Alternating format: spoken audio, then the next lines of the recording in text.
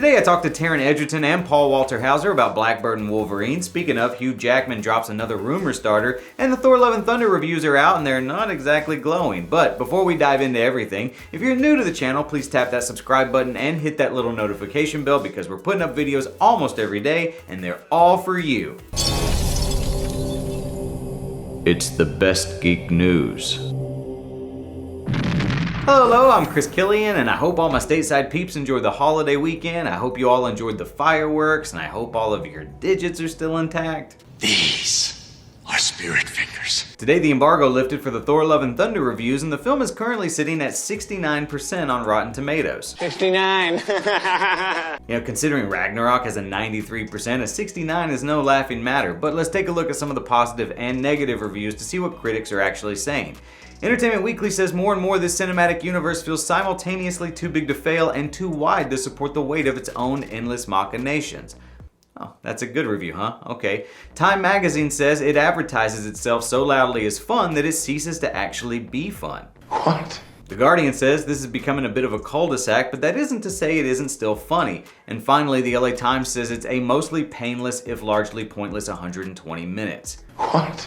I think we could have let Hulk sum these reactions up in 2 words. It's okay. I know a lot of you don't give a crap about Rotten Tomatoes, and sometimes I don't either, because are critics praising something for clout, or are they bashing it because they're film snobs?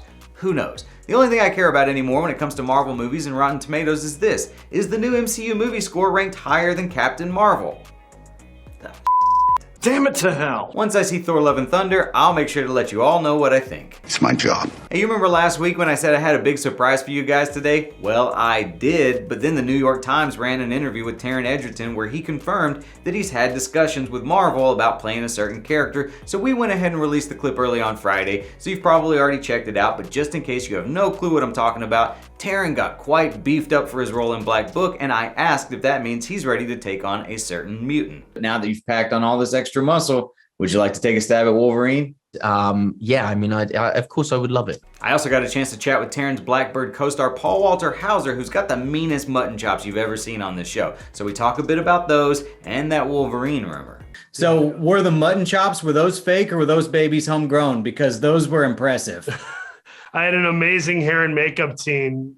These 3 women, Galaxy, Catherine, and Nana. Every morning they had me in the chair for about 90 minutes or so, and they helped concoct that. I just had the mustache. You gotta let Taron borrow those mutton chops so he can play Wolverine one day. He would be a great Wolverine. I've heard those rumors. I hope they're true. Blackbird comes out on Apple TV this week. Hugh Jackman posted another ambiguous picture today with the caption, "Let's see what rumor the look on my face starts today." Forget Wolverine, that's the face of a man who wants Real Steel 2 to happen. Man, that's easy said than done. Today, Gigantic Games announced that the 2012 video game Lollipop Chainsaw is officially getting a remake. Why? In a new interview, James Cameron told Empire Magazine that he's not worried about how trolls feel about Avatar, claiming that once they see Avatar 2: The Way of Water, they will all be saying to themselves, quote, "Oh, okay, excuse me, let me just shut the f*** up right now."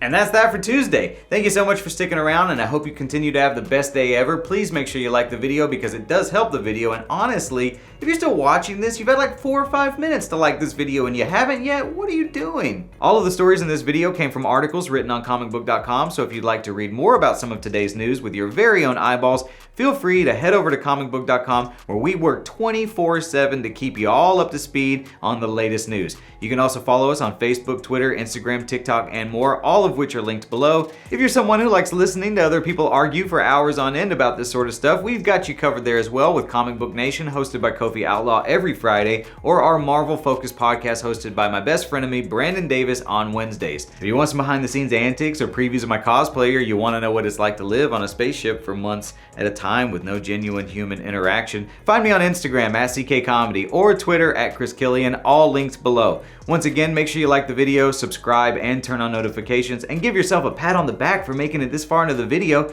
That's great. I can't believe you made it. See you tomorrow.